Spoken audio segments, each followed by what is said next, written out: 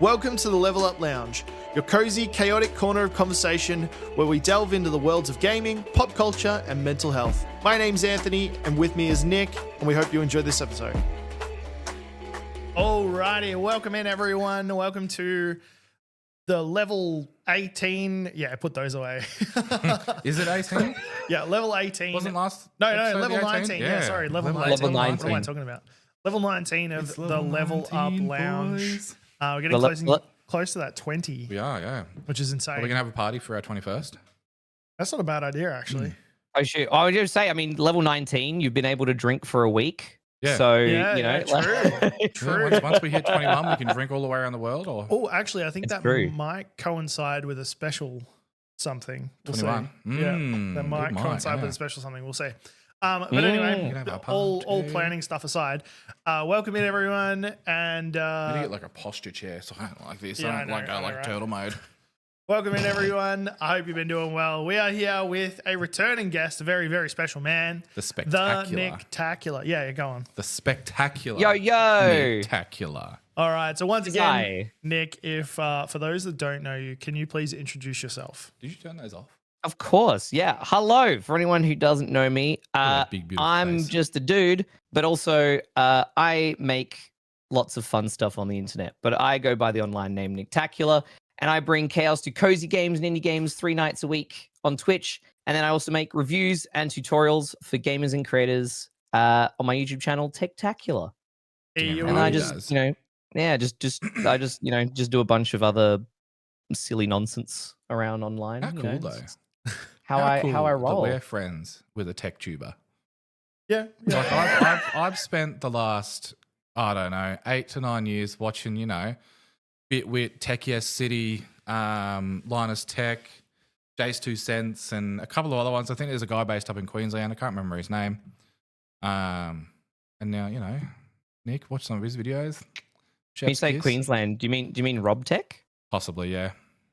Yeah, because Rob also came on the trip too. Oh, heck yeah. There you go. Yeah, well, look, how Yeah. cool. This is your episode tonight. How cool. I'm not big into tech. You're the third wheel. I'm the third wheel.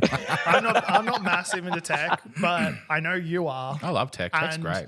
I think I would love to go to Computex or something like that. my stuff will be more centered around going to Computex as a creator, where you guys are just gonna fangirl. Is that the Yeah, word? just No. camera on literally everything. You see a nice spot on the floor? Yes. Look at the No, way I mean, they that- tape their floors. Yeah, exactly. Whoa! I mean, that's the thing though. Is like, so that was like the craziest thing about it. Or like, and I guess it's like, hey, we're gonna be talking about Computex. We are and, gonna be and talking about other fun Computex. stuff. But just like real quick though, yeah. Ow. The craziest thing was there is such a range of like people. Like, it's not like current, what we're used to with conventions here, where it's like obviously there's a lot of content creators around, but the majority are attendees, like regular attendees. Yeah. Computex, it's like flipped. There is no, like, the public are not allowed access for the first 2 days. It is purely Really? like media and press and stuff like that. So you are fighting with everyone to like get hands on with stuff so that you can just film something. And it is, yeah, that's why it was a very different and overwhelming environment. I guess that makes sense when you've got like big companies like Logitech and Asus and all that like coming in to like, hey, look at all my beautiful products. And everybody's like, gimme. You guys keep talking for a second. I gotta or go like- and deal with the dog. Yeah. Oh, that's all right. It's just such a fun thing. And like, they look like they market it really well. And I'm Yeah. just I jealous. mean, yeah. Oh, look, Computex is Got to deal with the puppy. very, that's okay. Is very very industry focused. Yeah.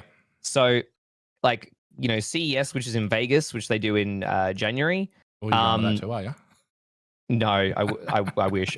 Apparently, like, Computex is massive, and we were told by some people that CES like is on another level, and we're just Yep. like, oh god.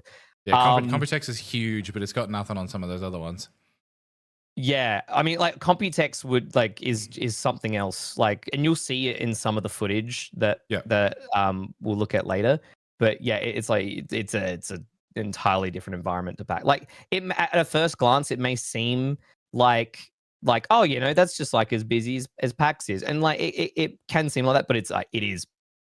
You'll see in some of the clips, like it's just I was going to say that we will be seeing packed. some stuff later of when we talk about Computex properly.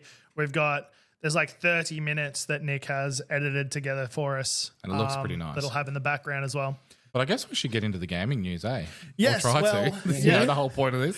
Let's get into Hope the everybody's gaming got 6 hours spare Can I- because we're in for a good one. Can I go first with one of mine? Yeah, go ahead. I was just, browsing the internet like a young lad does, and I come across Atari's 50th year anniversary, and I cannot open my link.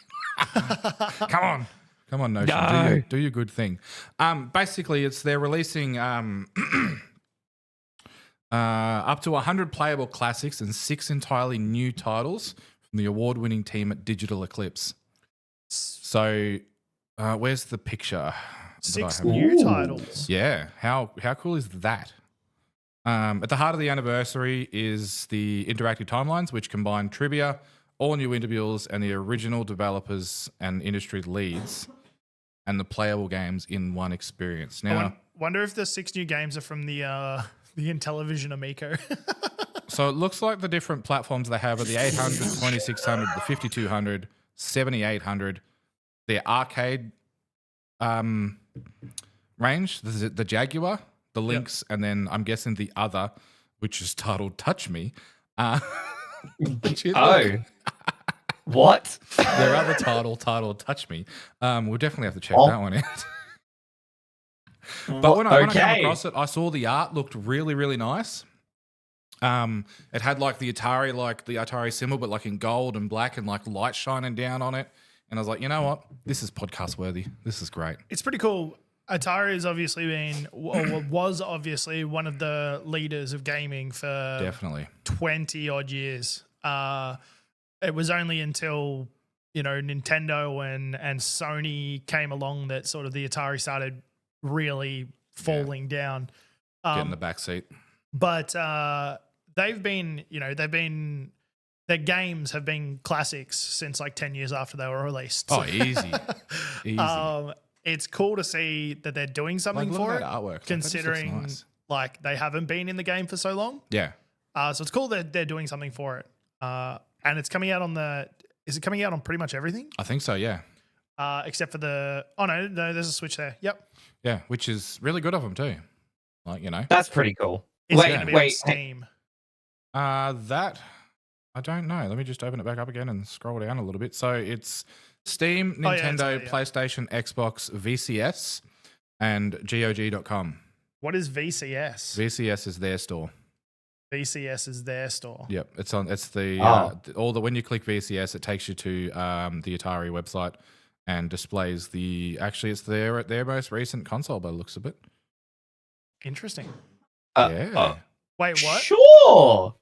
Yeah, Their look. most recent console. Or not, well, whatever, because that top left-hand corner one, it like in the thing that looks screens, like an icon reimagined.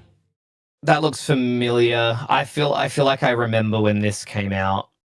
It was like a tiny bit of hype, but it didn't really. Yeah, it didn't kind of do a lot of rounds. But I think I remember. To me feels like a Telstra box or something like that. Yeah. But you can play games on it. Yeah, but you can just kind of play a lot of the classics on it. In that collection though, is E.T. the game in there? Because I feel like it's a missed opportunity if E.T. is not in that. Not in that. Oh, dude, have you played that game? I've not played it personally, but I'm like, that is a piece of history. There's a reason why it was so bad. Like why it was good. It's so bad. You say E.T. So bad, yeah, E.T. Because they did end up bringing it out. Nah. Yeah, well, I mean, the game that almost single-handedly destroyed the gaming industry. Yeah, it was so bad. So there is a doco about it actually. I did watch a documentary about it.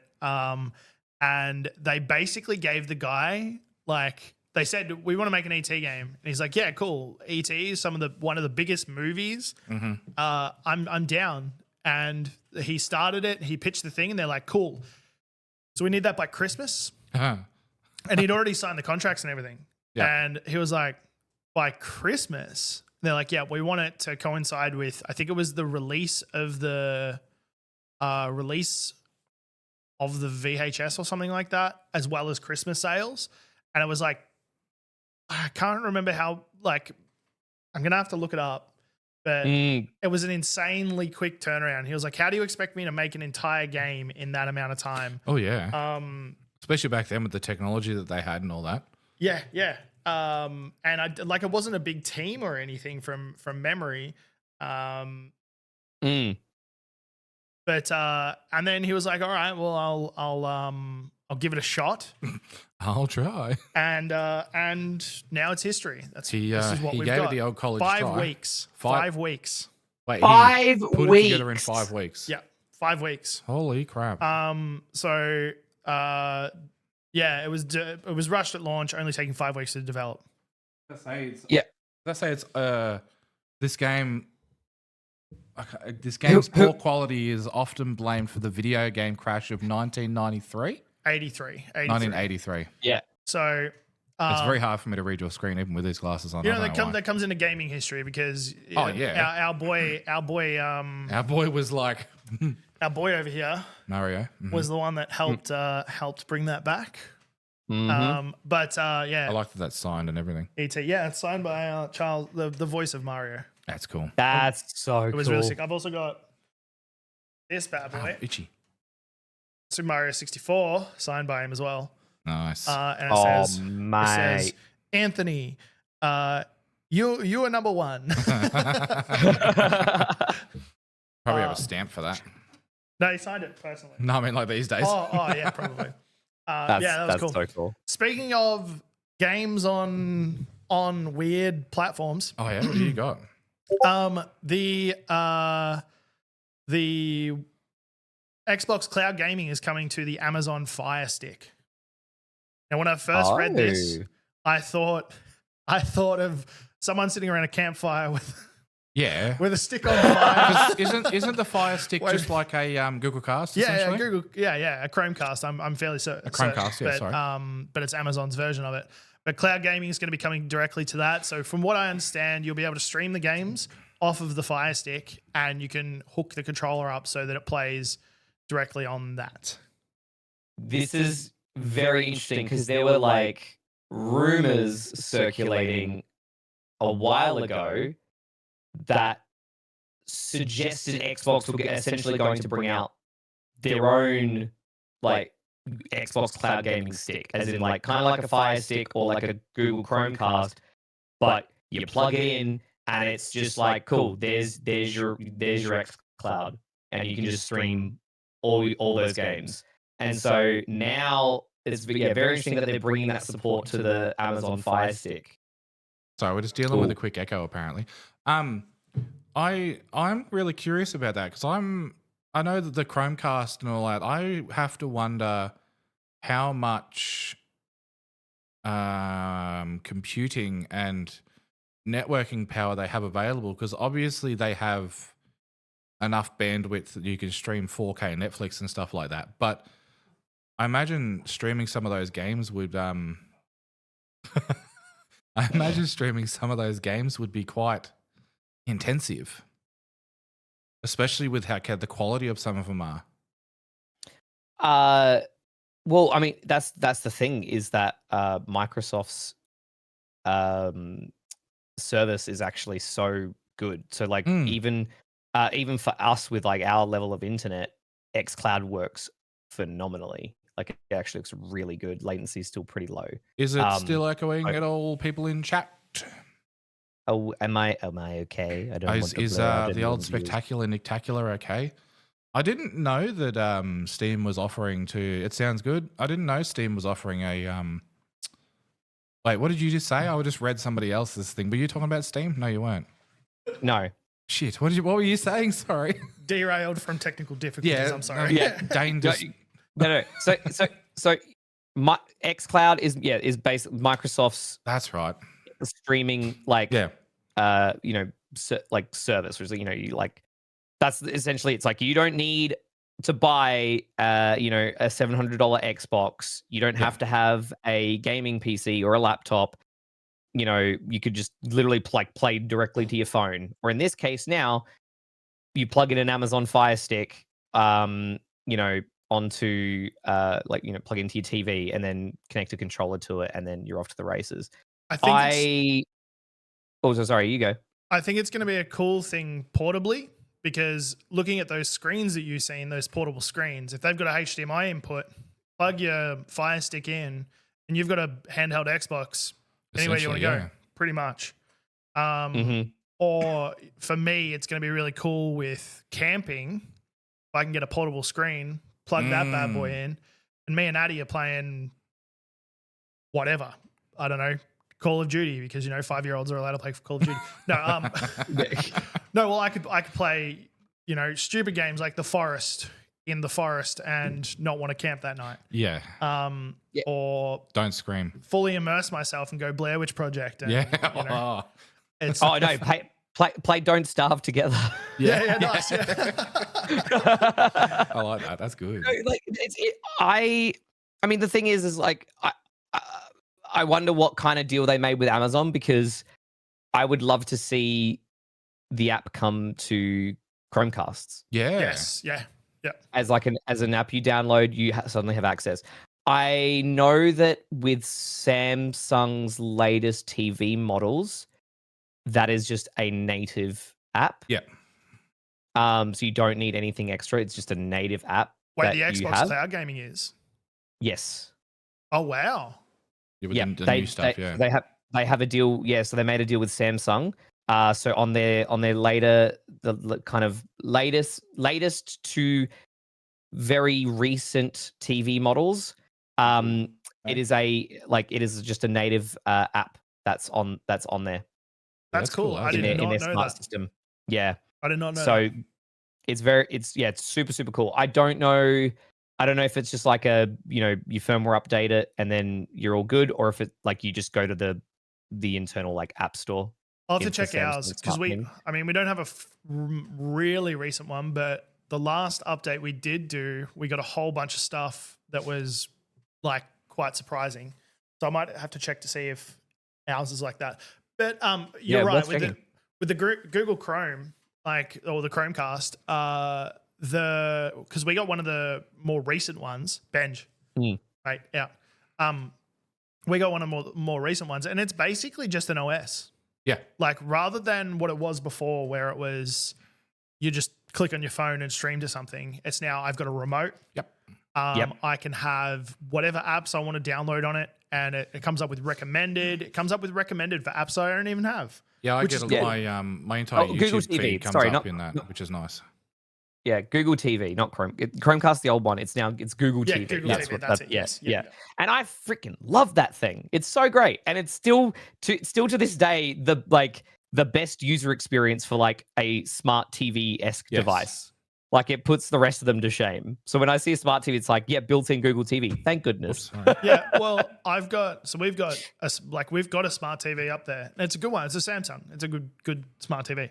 But it doesn't have Google TV on it. And we bought the Chromecast initially because we were having some issues with the TV occasionally. But it's no longer a smart TV in the way of we don't need it to be a smart TV, because Google just takes over everything. And it's fine. And it hooks up. We've got the Google Home, and we've got the Google it connects into everything. Hubs and stuff like that. So it connects into everything, and it's just easy to swap stuff around the house. I personally, it's one of the best $50 I ever spent. Yeah, and it's cheap. Yeah, that's because a good point. The TV that I have at home for the kids is, it's not a smart TV, but it has a HDMI port. I plug it in, turn it on. The kids can watch it all they want. Yeah, yeah. Within reason, Yeah. But and it's, excuse me, the TV doesn't make it lag. The TV that I personally use, I paid $250 for. Yeah. It's pretty big. I got it on special, but it's got a laggy interface. I kind of have a bit of a delay between pressing the buttons, whereas Chromecast is instant.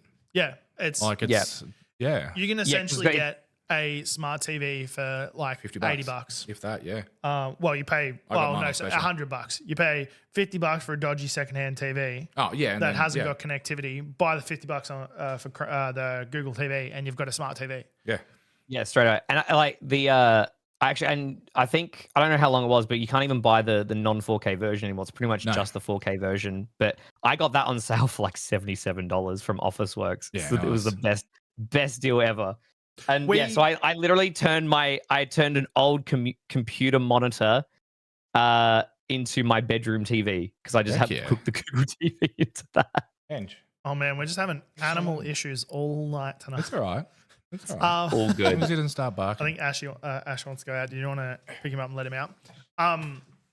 The first TV that we bought outside of like moving out of the parents' house was technically a smart TV. It's the one that we're using to watch you on. But it was smart TV in the way of it only had a LAN port, like it didn't have Wi-Fi. Oh yeah. So either the TV always had to be near a modem, or you had this dodgy LAN cable running along the top of your living room into the TV, and then it just the tape would fall off or something like that, and it was so dodgy. But we didn't even, because it's 3D as well. So most of the features that were on this TV we used like 3 or 4 times and just went, eh. Yeah.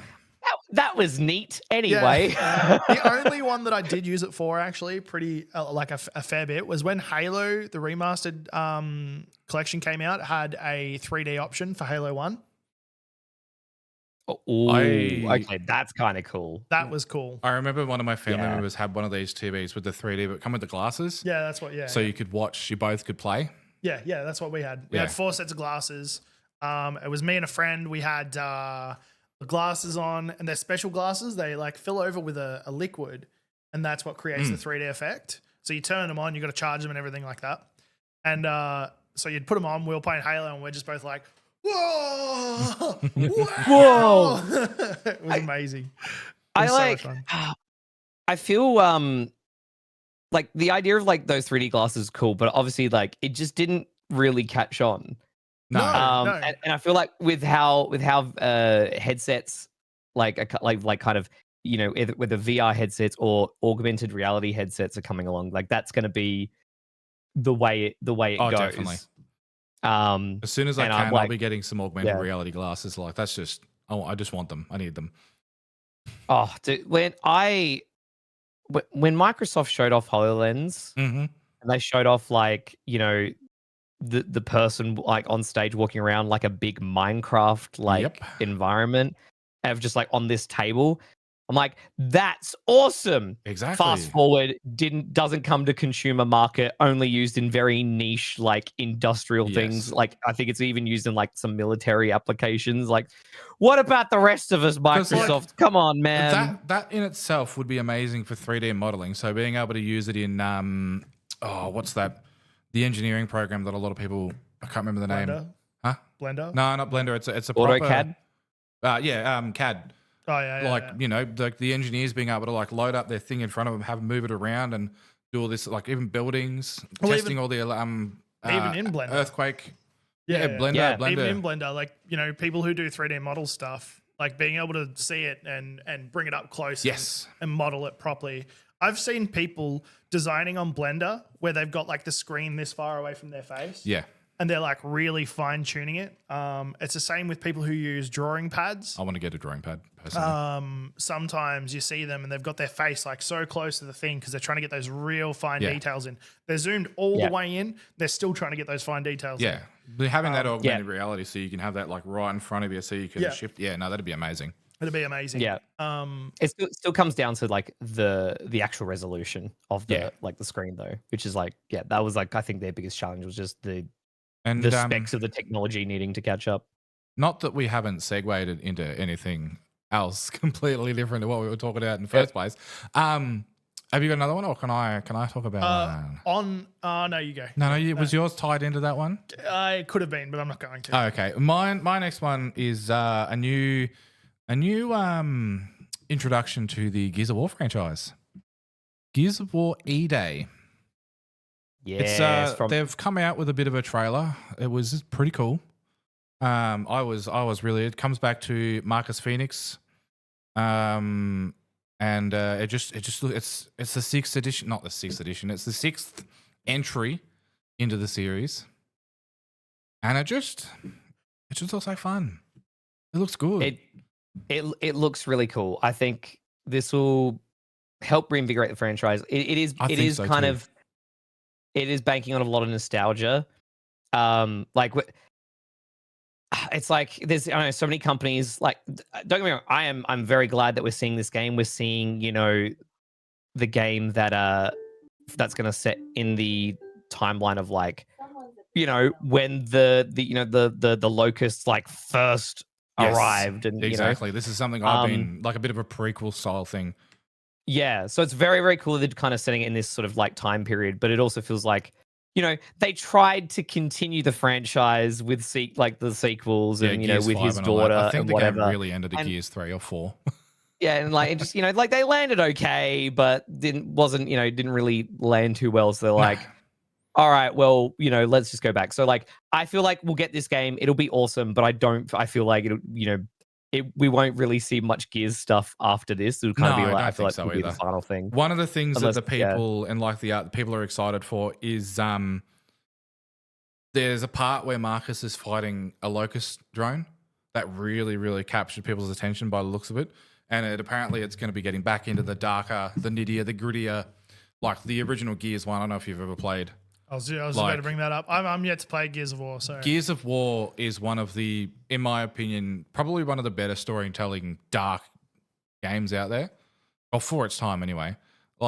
I've heard nothing but good things about Gears I played of War. number 2. I think it was number 2. I cried in number 2. I was like, no, this from cannot. terror or no, sadness. I was like, this cannot happen.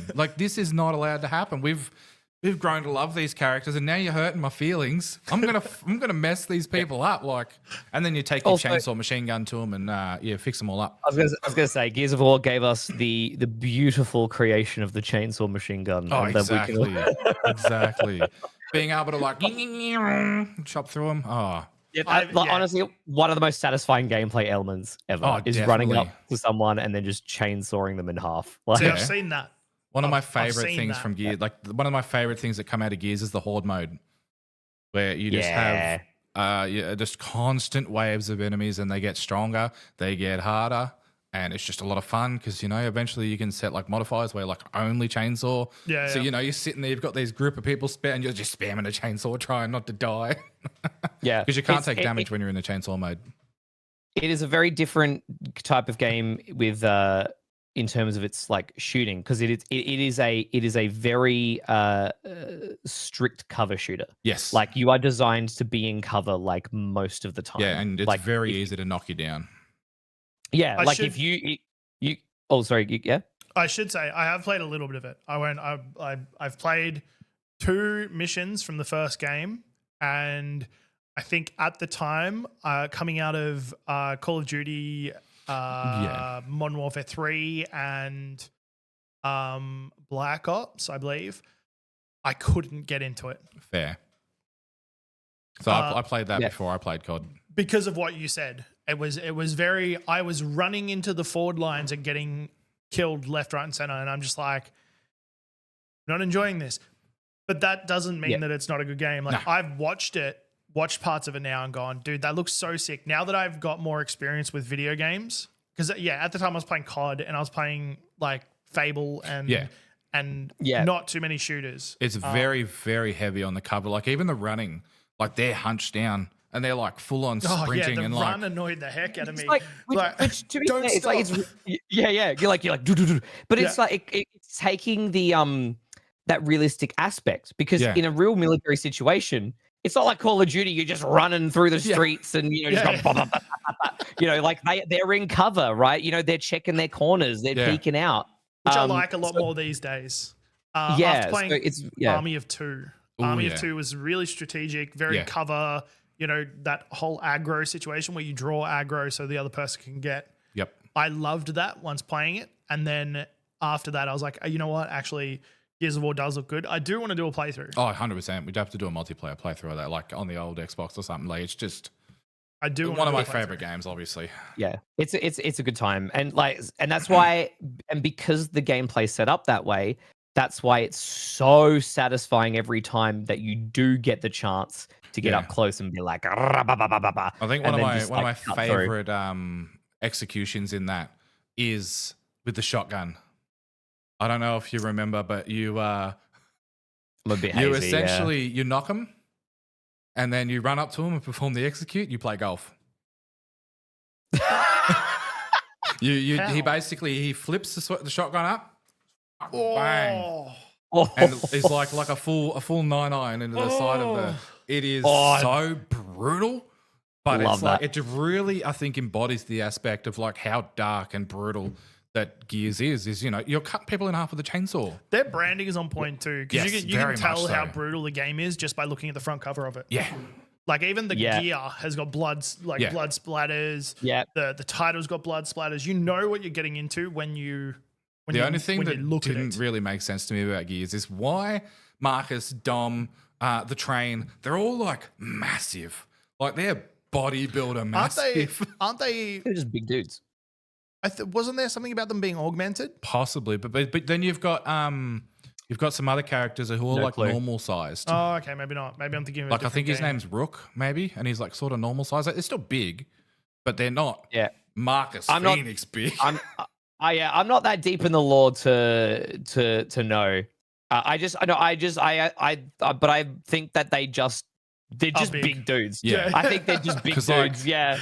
There's one scene that I remember. You come across the Train. He's an ex rugby player, and his nickname was the Train because he had. I have seen that character. Yeah, the best. Can't stop the coal train, baby. Yeah, the coal train. The best ability just to hunker down and just plow on through the opposition. And there's one scene where he screams out, "It's the coal train, baby!" and just full on sprints across a football field while mowing down these things with his chainsaw shotgun and it's just. It's such a good game, and the atmosphere is amazing. Yeah, I gotta play it. I gotta play it. It's on the list. I still have them somewhere. I'm pretty sure, but I have a set of the cog tags. Oh, so nice. That's cool. Two cogs on a chain. I got it from a very, very old like Game Informer magazine or something like that from years ago. Nice. I had a friend with the actual Gears of War Xbox with like the theme controllers and stuff as well. Yeah, and like the metal case, and it was nice. They look so sick. Nick, do you have any news this week? Well, I've got a quick little one that sidesteps to another Microsoft franchise, to Minecraft. Hey, you know the anime Attack on Titan? Mm. Great we anime. had this lined up as well. Yeah, nice. It's beautiful. So great anime, fantastic. Yeah, some not a fan. Very beautiful. Yeah. What? Really? I can't get past the art style. The anime art style? Can't do it. It's the same art style as... No. It might just be the lighting that I can't stand. It's the desaturation. I just cannot stand the way that it's... The like art. That not necessarily the animation itself, but just the way that it's... The art style and like how... I don't know. There's just something... It's just the colors. I just don't like it. It looks the same as every other anime, but it's slightly desaturated. But it's not because they're okay. Go on. Sorry. Is it just AOT that like? Yeah, I don't like Attack on Titan for that very one specific thing. I can't get past it. Yeah. But other anime you've been able to watch fine. Yeah, I'm a huge anime fan. Very interesting. But I also don't like One Piece. Yeah. That's fine. I'll accept that one. But Attack on Titan, I can't accept. I'm just gonna slink away. They're gonna make him walk the plank. Sorry, continue. Yeah, go on. Sorry. Yeah. So someone, this very beautiful but also lunatic, decided to build the entire district city of Attack on Titan in Minecraft, which is absolutely insane. Like, this is just bonkers. I cannot believe that they built this entire thing and they've got shaders on, which makes it. See, this I will also say I've watched this guy. Okay, this takes me back to the Fire UK days.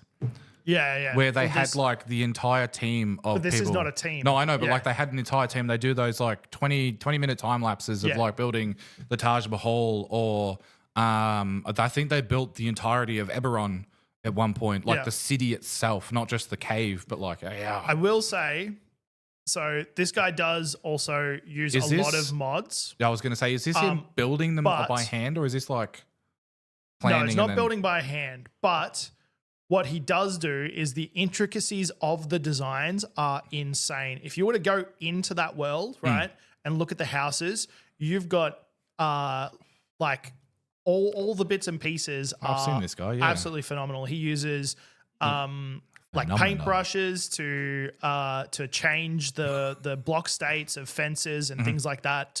I have seen this guy, and like he does like shutters and stuff. It's insane. So while we're not saying he built this in survival, but that doesn't make it any less impressive because the amount of detail that goes in this, he's 100%. literally using this as a like a design thing for basically like a video game. You could pop some mods on this and you got Attack on Titan. Now I just want to like go back a little bit. Like I don't dislike Attack on Titan. No, that's already done. No. I don't dislike. I love the story, love the lore. I love the idea of these giant naked things climbing over walls and eating all the people in the city. How can you say you love the story and the lore if you haven't watched it? Because I've read about it. Okay. I've read about it. I've watched lore videos. Like I've gotten into it. I just can't get past that initial thing. Dude, you got to watch it so you can understand. And like the Eren struggle turned it into a big You gotta. I have watched some of it. Like that's what I'm saying. I just can't. You gotta the animation and the art style. Yeah. I just can't. Sorry, Anthony, you go. No, you got to understand the struggle of Levi trying to bitch.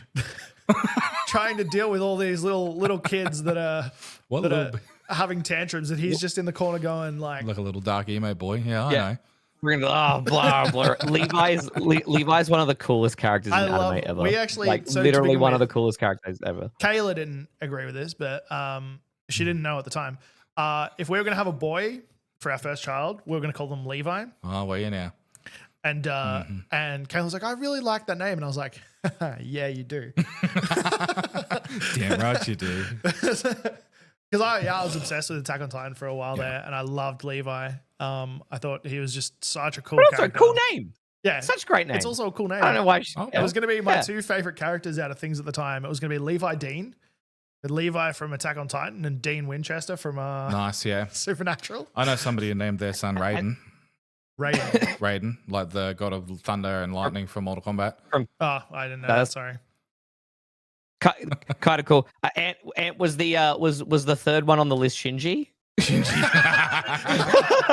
No, because goddamn Shinji. Look, babies already cry. I don't need the kid to cry until they're 19. Bloody Shinji. Get in the bathtub, Shinji. Shinji can go in the bin. Get in the car, Shinji. Shinji, just get in the car. If you don't want to go to school, me, at least do it for yourself. Yeah. Oh God. I just thought that was really insane. So like this dude making the entire city in Minecraft, super awesome. That is impressive. Yeah. It is massive, and to do it by himself too was probably the big. As we like what you said, there are a lot of teams out there that do builds like this. I don't know if they're still doing it, but like they were the biggest at the time. No, there's still teams out there. There's like I think there's one called World of Minecraft, and there's a couple other ones that they just do monstrous builds. But to do it all by himself and so intricate as well is just insane. It's impressive. So my next little bit of it's not news, but it's more of an article that I found that was kind of like for me a duh moment. Companies are surprised that the iPhone ports of AAA games aren't doing as well as what they expected. And for me, I'm kind of just sitting here going, yeah. Sorry, but yeah. What did you expect? When they say iPhone ports, do they mean just mobile ports in general? Yeah, or are they just saying like the iPhone one is not doing as well as the Android one? Not just the iPhones, but mobile ports in general. So like things like on the list here, they've got Resident Evil 4 remake. I understand these days you can attach controllers to phones, but if you've got a controller, there's a fair chance you've got a console or a PC or a that PC you can connect it to. Yeah, and if you do have that, Why? Well, see, the only reason that I could think of it is if you're on a bus or on a train, especially for some of those longer ones. I don't know, like over in I can't remember where it is, but there's like, really, really long train rides, or maybe you're out in the middle of nowhere and you want to play your little game on your phone. Look, Switch. So not everybody can afford a Switch. Yeah, 99% have a phone. Not everyone can afford a phone that would run these games. Well, yeah. For a long trip. But then again, a lot of the people who would have an iPhone would make sure that they go out of their way to have, especially if they're, fangirly about it. What people do you know? People who go out and buy the brand new iPhones for no apparent reason. Battery life for iPhones is not good on a normal app. So running a AAA game on an iPhone, you're going to run out of battery in like an hour and a half tops. Yeah, I reckon it's just more for people. I think it's an accessibility thing, but well, no, it's not because they bombed. So no. It's not for anyone. The people who would be playing it is the people who don't have that sort of stuff, or like people who you can't take your computer on a train. I understand. Now, was it you, Nick, that did Wasn't me, no. did a thing on a gaming phone not that long ago? The Asus gaming phone. It was so it wasn't a gaming phone. It was a controller accessory. Okay. I think I've got it somewhere. Bye, Nick. I was like, if it's in reach, I'll grab it. No, so is the I forgot the name of it, but yeah, it's like the Backbone. If you're familiar with the Backbone controller, where so you pull out, like it extends out and you slot your phone in and it plugs into the port. So instead of having like a regular controller that has a little phone mount on it, this is a lot more compact, and then it's essentially basically looks like a smaller Switch because it's your phone just with like a little controllers on the end of it. And it's great. Like if you are someone who enjoys doing a little bit of mobile gaming on the go, it's a fantastic little device. And mobile gaming's a lot bigger in a lot of the Asian countries. Yeah. But I think it's not. I feel like they're playing different games. Like there's different games that they're choosing to play on mobile. Like, I mean, Genshin's still pretty big and like other offshoots of that. And honestly, there's a lot of like mobile games in Asian countries that are just like, they only got released in those countries because that's the market that they made them for. So yeah, it bombed. Like so like I'm not surprised that like these games are bombed because like you said, most of us are going to choose to play them on an actual console or a PC. Yeah, exactly. And like if we're on the go, you don't want to be invested in like a cutscene for like Resident Evil or something when you're on the bus. There's also the carrying aspect. Each their own, you don't want to be carrying around a whole controller, like especially if you don't have like a bag or something like that. Yeah, well, if it's something like that where it just attaches to your phone, I get it, but I don't think it's very small. It's very compact. It'd take a big game that ran really, really well for me to buy that. Oh, definitely. I wouldn't just buy it because I love phone gaming. But I play things like I play clickers. The Mario Jump game where it's just a Mario Mario platformer and you tap the screen to jump. Yeah. A lot of fun. That's Super Mario Run, isn't it? Yeah, that's one. Yeah. The Mario Kart one they brought out, or Tower Defenses. Yeah. Games that I know run well on mobile and I can come back to time and time again. If I played Resident Evil on my phone, it'd go flat in half an hour and I'd be like, well, I'm never touching that again. So that's the thing, right? It's like they don't port it, put it on a streaming service, like put it on like Cloud or something. Yeah. Because your battery life, like goes up substantially, and it's just based on your internet connection. Yeah. And then you can have a good time. Like I remember, like when I was like trialing it, I was playing Forza, like the latest Forza Horizon, on that, and it played great.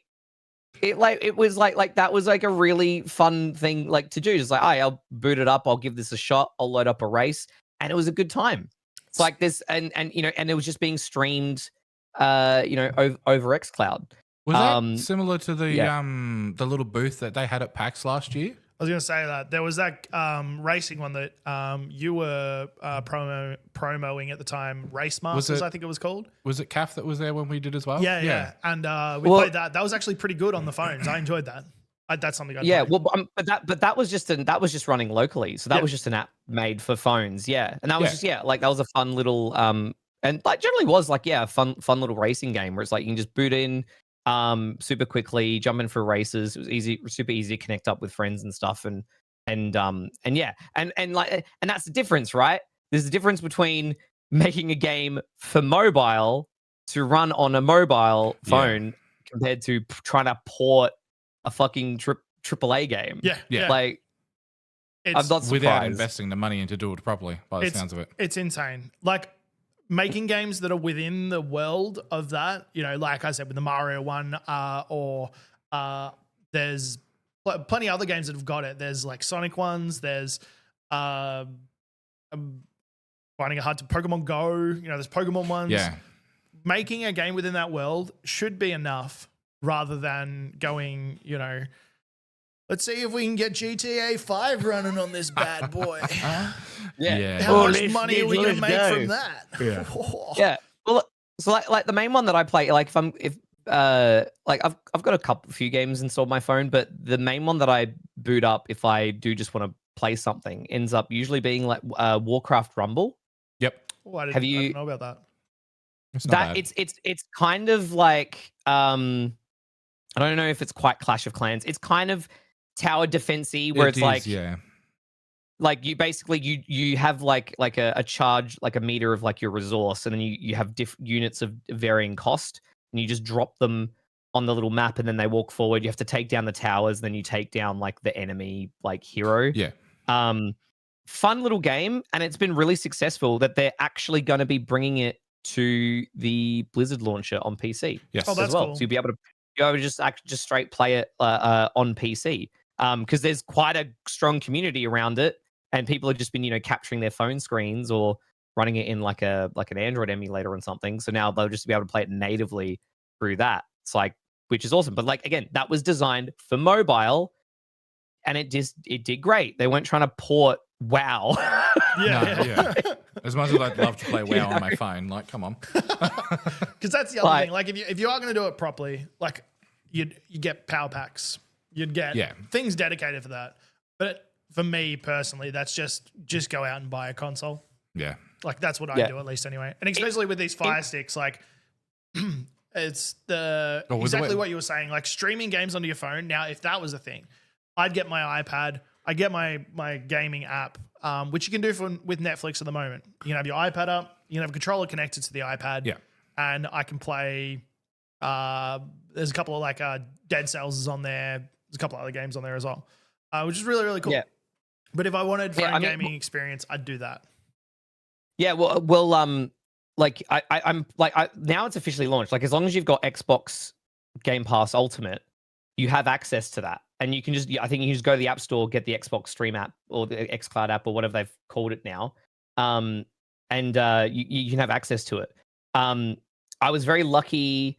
I think I signed up because I remember when they first announced it, and I signed up for the like early access beta to it. And you had to have a link, and you had to like download it separately, whatever. And I remember trying it for the first time, and it was so cool. I literally had my tablet, like my little Samsung tablet, just kind of propped up in its stand, and I just like Bluetooth my controller, and I'm just like in bed playing Forza on my tablet. Like it's so great. And now it's just pretty accessible for Danny like in the chat else has brought up that the Steam Play is a thing. I remember that when they launched that, and basically you launch the game on your computer, and you can stream it to your phone and play it anywhere in the room, or you can you launch it on a computer, you can stream it to the TV in the house, and you can go and play it on the couch. Yeah. I have had lag issues with it. Yes, I have actually used it. I've used it a fair few times. I did use it at one point to while I was doing different types of content creation back at the old house. Back in the day. But that's good for here when I want to put like that PC onto that TV. Yeah. But I think having that, when I have that modem, like now that I've thought about this, I'm going to set my camping stuff up a little bit different. Yeah. Because I'm going to take my modem and I'm going to take my iPad and I'm going to play my Xbox Makes sense. out camping. So the next camping trip we get, you're gonna be glamping. I apologize. You guys aren't going to see me. You're going to be glamping, essentially. Socializing, ew. Glamping. What? Sleeping on a floor in a swag just because I've got an Xbox. It's glamping now. Yes. On that note, let's move on. I have one more. I'm very news. much a glamper. Yes. Yeah. Can I have one? I got one more news, and I think it's quite exciting because I'm a big fan of these. I come across the other day a trailer for Civ 7. I think the two eyes is. I don't have much of an article or much of a muchness about it, but I loved Civ 6, loved Civ 5. Loved Say that 20 the times. Civilization games as a whole. Same with like the Settler games back when they were a thing.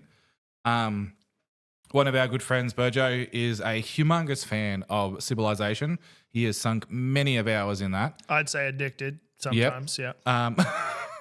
I come across this the other day while I was just at work, just trying to find some news for the podcast, and I was like, holy crap, this looks like fun. I need myself some Civ 7. So I don't know if it's an announcement trailer or if it's just a straight up. I'm pretty sure it is an announcement trailer. It's like, hey, we're making Civ 7.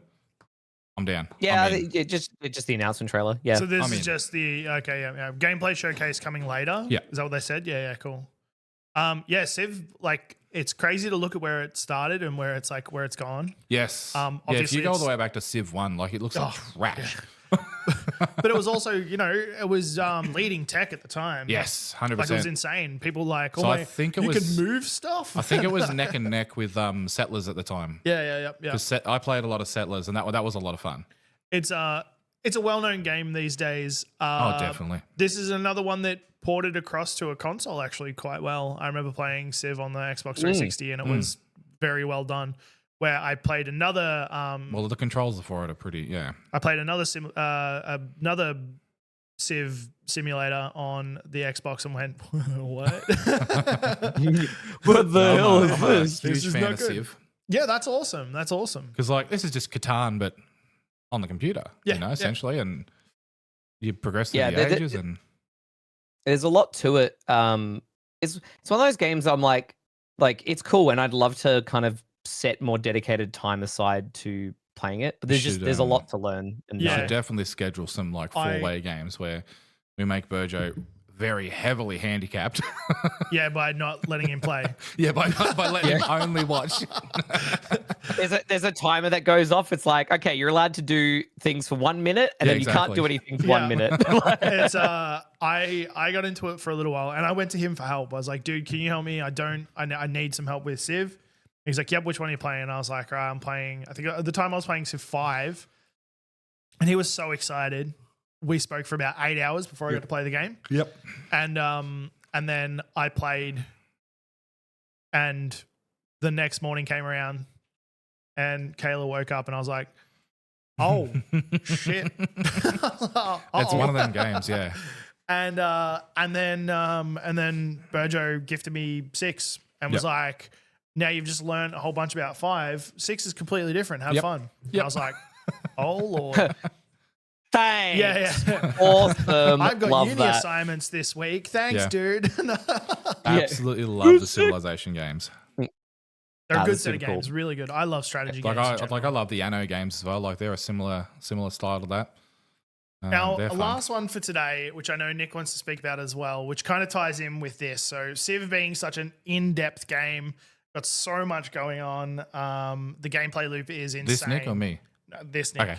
The gameplay loop is insane. It's it's one of those games you can play repetitively. Oh, for- it's like hundreds for of hours. Like there's YouTube channels dedicated to it. This game that we're talking about now is called Banana, and it's very similar in the way of it's got a lot to do. And in the way when I say a lot to do, I mean you click a banana.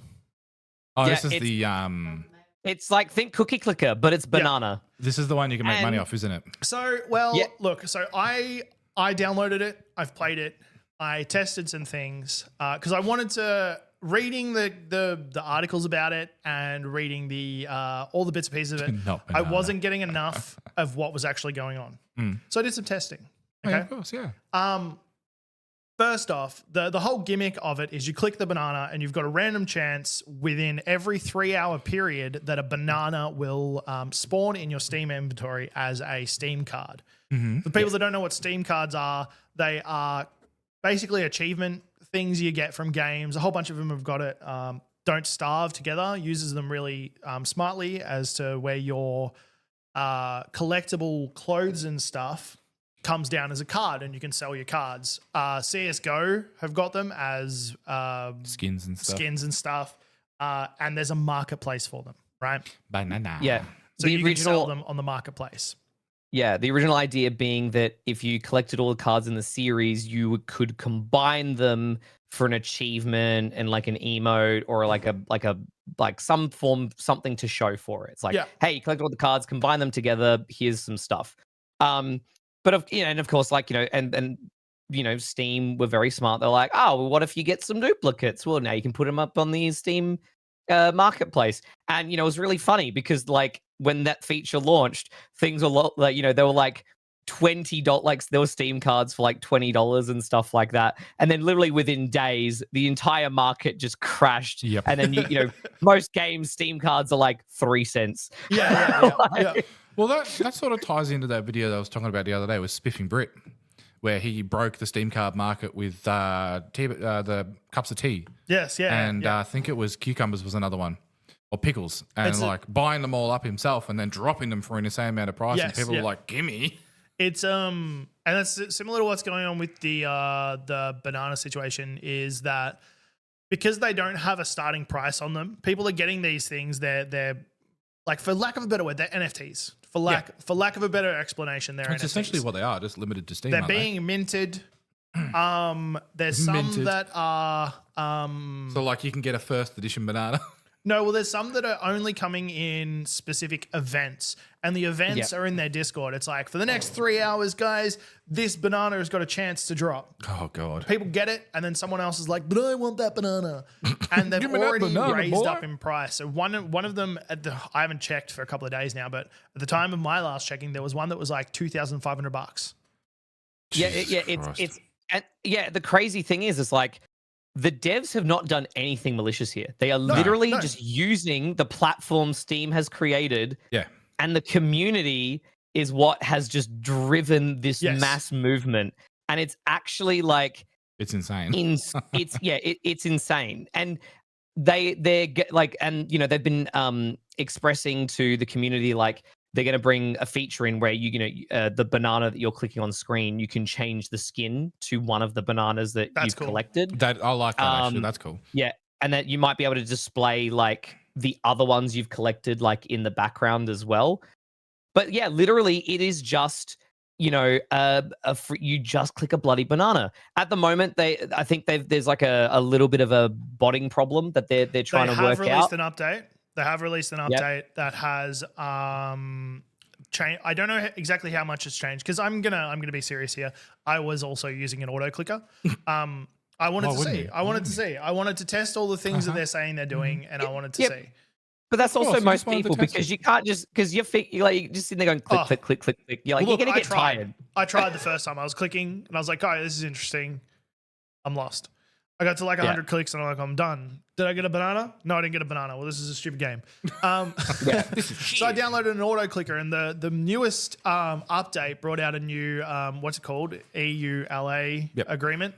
EULA agreement, and it said, any botting accounts or any auto clickers will be blah blah blah. We've put things into motion. So I used my auto clicker, and I was on there for about 20 hours and nothing. So I don't know how much they've actually changed. Yeah, I don't know how much they've actually changed. Probably just like that's more of like a legalese thing. That's like they just want to cover their bases to say type thing. But hopefully, the systems are identifying like what is a real account and what is a bot account. It's like, there has been consistent clicks, for the past like 30 seconds. Look at the account. Well, okay, this is a real account using an auto clicker. It's fine. So yeah, hopefully there's like they've done some stuff with that because obviously like that's been like an issue because yeah, immediately people just like, oh, money making thing. But no, Yeah. but they did like they've put out an FAQ like after this popularity skyrocketed, they put an FAQ out in their Discord like a new FAQ thing. And they literally like these NFTs, like, no, they're not. We don't like them. We hate Yes, them. I This did is see, not yeah. that. It's like, oh, is this a scam? It's like, no, we just made a game. You can get the chance to earn bananas. Like, that's it. It's like, and yeah, there's the next point. It's like, if you're jumping in this because you think this is a money making opportunity, then leave. This is not Yeah. it. Basically, they're not trying to get people to make money, or trying to market it as like, oh, like what the great, try to meme it and be like, great, the greatest game to ever release, Banana Clicker, and hey, you can make some money. Like literally, no, they're like, it's just a fun, done little game. And they're literally trying to actively ward away people who are only coming in this with the mindset of like, all right, I'm gonna make like big bucks. It's like, no, like, hey, you might, if you could, like boot it up, have like your auto clicker and, start collecting some bananas. And then, yeah, maybe you get a skin that can sell for a little bit and who knows, right? And so I'm really glad that they've had that mindset. And that is the case because obviously a lot of people were understandably concerned Yeah, and been like something so simple, like this is clearly a scam, but it's like, nah, they're just they're literally manipulating the platform. They're like, it's not even that they're manipulating it. It's just like, hey, Steam has this trading card system. We're gonna make something really dumb and meme worthy. Let's just like utilize those features, put it out there, see what happens, and people are just like, They were just smart. banana. Make a We've all become minions. Make a competitive banana mode. And do Just what? like a CS:GO. It was interesting, and I like the way it did go in the fact of like the community sort of they have built a really good community around it. The devs have been super honest about it. They're like, this is what's happening. This is what we're looking at. This is how much we make from each sale. They like went right into it, and they're like, no, it's not a scam. If you don't want to do it, don't get into it. Yeah, because the game is the free, right? Like, because like the game is free, yeah, the game's free. Yeah, and they're not even they're not doing like they didn't even take this opportunity to do anything malicious. Like I watched a game news video from Bellula, and he brought up some really good points. Is like, I love Bellula. They could have easily started manipulating the drop rates because of the success. They could have easily put a microtransaction up on the store to be like, if you pay $10, this will give you like a double drop chance. Yep. Like, ooh, there's none of that. There is literally none of that. Like I think there's the only things that you can buy for the game are just skins. Skins, yeah. Like that's it. That's literally it. So like they're not even trying to take advantage of people by doing like, drop increases by paying them direct money. So that like all of that is just like, the devs are really genuine, and it's just like this really dumb thing just took off. It's just a silly little game. That's all. Just a silly little game for silly little guys. For some silly little guys. On that's pretty much. I did have one more thing, but I think I might save that for another time. Give us a hint. It's just give us a hint. We'll quickly go. We'll touch on it. We can touch on it again next week. Very quickly. It's exciting.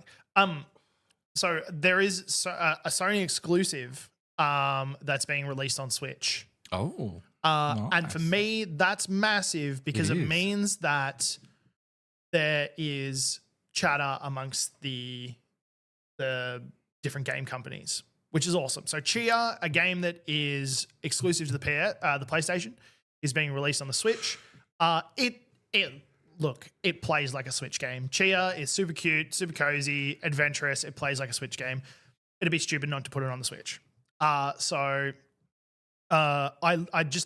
do like that a PlayStation game, an exclusive PlayStation game, has been brought over to another console without there being any kickback upfront issues about it. Yeah.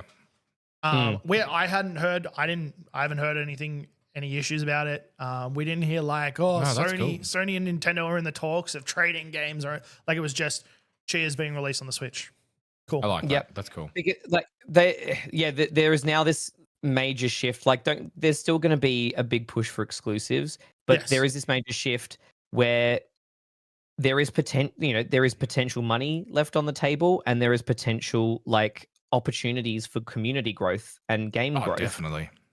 So like that's why they brought Sea of Thieves to PlayStation. Yep. I'm blanking on the other 3 that they announced at the time. But yeah, like that was a major one, Sea of Thieves. Yeah, Grounded is another one. It's like there is like opportunity there for them to make more sales, to help the game growth, to give the game more exposure, to grow the communities around those games by putting them on the other platforms, just more, more cross, like not contamination, but like cross pollination, I guess, compatibility. Sorry, not compatibility. Yeah, it's like, and like these games are stuff that's like, they were exclusive for a long time. Like, it was only, but then, because they brought Grounded to, I think it was on Switch. It came out on Switch a while ago.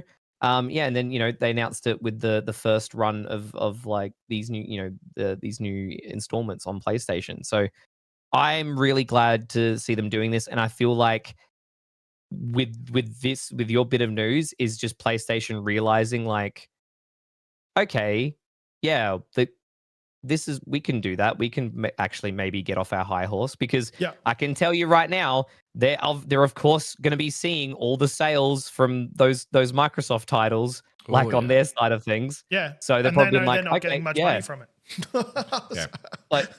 So obviously Sony's getting their cut, but like that's what but they're going, well, we want to, like, they want to grow their business as well. So they're just kind of teetering with the idea of bringing some of those exclusives over where it makes sense. Like you said, like it very much looks like it's a cozy game, like very much like a game that would fit well on the Switch. So makes sense. With that though, we are going to finish up with the gaming news. We're going to ask, why have you put Sorry Nick in there? No, don't read it. I only read that bit. Why you put Sorry Nick? Wrong Nick. Okay. I was like, why? This is fine. Wrong Nick? Yeah, wrong okay. Nick. That was just a reminder for me. Okay. We're going to take a very quick break. I'm going to run to the toilet. When we get back, we are going to be having a very quick chat about something. And we are going to be going into a quick game challenge. Oh, yeah. Yeah. But the 3 of us. I haven't read that part. So the 3 of us. I did say game challenge, but not like that. And then after that, we're going to be talking Computex. So stick around. We'll be back soon. And 2 minute nicks. Not enough nicks. Sorry. Why did I stop half sentence? I don't know. We'll be back. XOXO Gossip Girl. Bye. And we're back. Good evening. Welcome back. We are back. Welcome back, everyone. I hope you guys enjoyed that. So before we do go on, we've got 2 smaller, much smaller, quicker segments. Ow. First off, Nick has brought some show and tell for the class. So, Nick, would you like to show and tell for us? I can't see. I would love to. Back on. So a few weeks ago, the lovely Mr. Anthony was on the Split the Party D&D live stream for Game on Cancer, and I donated in that last game session, and I won a coupon for Random Encounter dice, and the dice arrived today. Some sick dice. Oh, nice! So they're super cool. Absolutely love it. It's such a nice design. I'm going to be posting photos of them. I was going to say, I imagine these are easier for people to see who aren't 2.5 meters away from their screen. Yeah. I'm like, I don't look. The focus is probably not going to be the best. Oh, but no, I can see them. Oh, that's beautiful. They're very, very nice. I was like, they arrived today. I was like, this is cool. I'll show them off. The other thing, Etsy was doing some like insane. You love me some Etsy. End of financial year sales, to the point where like so much stuff across the website was like 50% off. I bought some custom artisan keycaps. Ooh. It was a pack of 7. They are the original Pokemon Game Boy cartridges. That's cool. As keycaps. Oh, that's sick. I know this is going to be very, very hard to see, but like, Fire red. yeah, that's the full. I've got the full set of 7. Can I have? Red, green, yellow, blue, Oh, crystal, silver, and gold. It's I think it'll be my birthday soon. So So yeah, these the set of 7 was like the normal price was like I think it was like 180 for the set, but it was half price. That's pretty good. That is So- good. That's sick. That's what. So that I was is. like, you know what? I'm gonna treat myself a little bit, and there's gonna be Yeah. great to show off on like little keyboard builds and stuff like that. Oh, So cute. I like them. I'm jealous. yeah, and I was just like, you know, they arrived today as well. So I thought, you know what? I just want to show them off because I think they're cool. It's gaming related, and I think everyone's gonna like to see them too. So there we go. Right. they are sick. They're very similar to those not DS, Switch cartridges we've seen at DreamHack. Yeah, the fidget toys. Yeah. No, not the fidget toy ones. Oh, They had from that place though. They had a full like Pokemon Yellow cartridge, and then you open it up, and it's got slots for your Switch games in it. Yes. I love that sort of stuff because those old carts are amazing. Those old like I guess cartridges. Yeah, those old cartridges are amazing. I realized I just need some black skeleton gloves, like the hands, You look like a skeleton. and I look like a skeleton. Yeah. Your Halloween costume's sorted for this year. Yeah, exactly. You know what? Actually, I hope that when we get to Halloween, I hope that you guys do a dress up episode for. Oh, definitely. We are, episode. and we're planning some cool Halloween game stuff for that, like for gonna be 2 great. week period, I guess. It's gonna be so good. It's good. Yeah, it's gonna be amazing. Yeah. Before we do move on very, very quickly, because it is sort of the last week of the month, we do need to chat. And I really need to figure this out when I'm bringing guests on,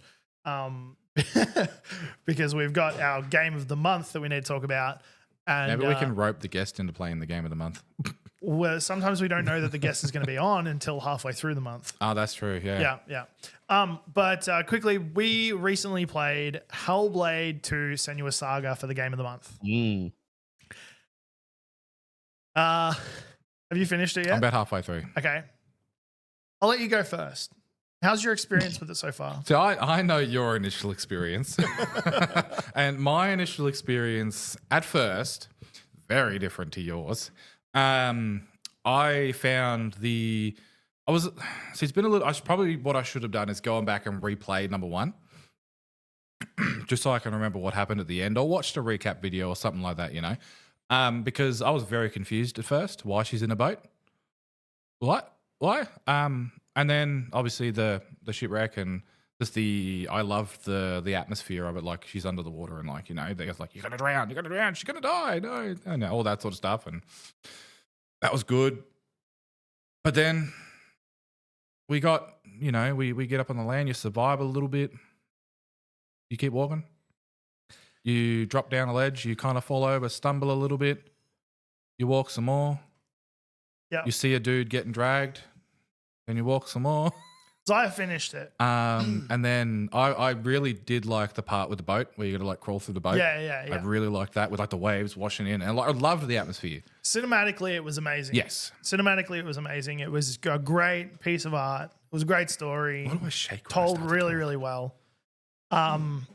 But I think you're right. Compared to the first game, and I loved the first game. I would put the first game in my top 10 easily. Like for me, it's a 9 out of 10. Story-wise, it was fantastic. Gameplay was great. It wasn't too hard. It wasn't too easy. But it could be difficult. It could have been difficult. But this one, so I played for 6 hours in total. I had 5 or 6 combat encounters. Yeah, which is just that. Like what? Even? Each encounter is with one person at a time, and the boss fights were Okay. were running simulators. Yuck. Yeah. So I wish we had more to say about this. I don't want to say my full opinion on it because I also want people to experience it themselves. Oh, definitely, yeah. Like the story itself, so far for me, has been amazing. The story's great, and that's the thing that I think is hard to say what I want to say about it. One of the things that I saw the other day, which ties into this, is, and I agree with it, but at the same time I don't, because games like this, they need to have more to them. They can't just be a cinematic walkthrough where every now and again you swing a sword. Especially when you've got a game that's already came out in the series that was so much more. Exactly. And I can't remember it exactly, but it was along the lines of it's okay for games to have an easy mode. Yeah, but if that's the only mode, not everybody has the time to play the games. Like people only have 1 or 2 hours to sit down. But if I only had 1 or 2 hours to sit down and play a game, I wouldn't pick this. No, because you're walking for 1 or 2 hours. Exactly. By the time you get to a fight, like I played, so let's put it into perspective. The first hour and 45 minutes of my initial recording was from the start all the way up until about an hour in or 45 minutes in when you fight the first guy. The first guy. It took me 10 minutes. Yeah. To fight him. And because you just keep getting knocked down. I'm like, just let me fucking hit him. And then from there, another 45 to half an hour to get to that other part, and then another 10 minutes to navigate the mountains, and then 15 minutes ish fighting one person at a time who takes about 12 to 15 hits to take down. I played on hard because I love that game, and I thought it was going to be hard. And like I didn't get knocked down. I didn't get I didn't get killed. I didn't get a game over. It was easy to crit him. It was easy to dodge. It was easy to counter. And when you unlock the mirror, I'd say if you are a fan of the Hellblade series, give it a shot. Just be warned, it's not the same game. No, it is definitely not. So, how many cushions? How many cushions are we rating this game, buddy? Out of 5. I can't rate it. Come on, you got it. Oh no, honestly, because if I actually had to give it a rating as a video game, give it an overall rating as a movie, it's an interactive experience. Even as an interactive experience, I still wouldn't rate it very highly because the amount of interaction that was on it was very limited. My personal rating would probably be a 2 out of 5, based on the atmosphere that does bring, because the sound is amazing, the artwork and the art team has gone above and beyond in this. The music team is just, dare I say, phenomenal. And the background sounds, everything that's going on, the voices aren't as prominent. I didn't think. I didn't feel that they were there. On to Brutus scale, gameplay subpar. Yeah, Story, gameplay 1. 5. Combat 1. Yep. Distance covered 10. Because you walk for such a long time. Yeah. Graphics and music 5. I started joking because I did a full playthrough of it. It'll be up on the Level Up Lounge YouTube next week. And I'm going to try and do myself a review. I started joking about instead of doing time skips, we're doing location skips. Yeah. Because you start walking and then the camera pans out over an entire mountain range and then you're next to the mountain. I'm like, oh, thank God for the location skips. Otherwise, that would have been a long ass walk, man. Which it's just really disappointing. Graphics was fantastic, even though I had issues with cloud gaming, which I figured it out later. Didn't you? And music was amazing. It was yuck. But yeah, that's all on that. Unfortunately, it wasn't the best game of the month situation. No. But next week we will announce what our games are that we are playing. So I just wanted to get that out of the way before we got into the Computex stuff. Better work out what we're going to play. So Sane, can you get rid of the minimize this over on the TV? Get rid of that big old beautiful face. Yeah. And now we're going to go into a game that Nick actually has played, Nicktacula. Oh, has he now? And has suggested for the lounge. It's called Game Duel. So basically the idea is we're going to we're going to be trying to figure out what I had no idea what the game cover is with all these blurred parts. So for people who are in the podcast, this will be edited out because it's going to be very boring listening to us going. So the one that I watched, when I jumped into Nick's stream, There was the first one of the first guesses that I remember was I think it was Demon Quest or Demon Crest or something like that. Yeah. And I looked at that cover and I saw the little dude and the little demon. I'm like, what? What even is this?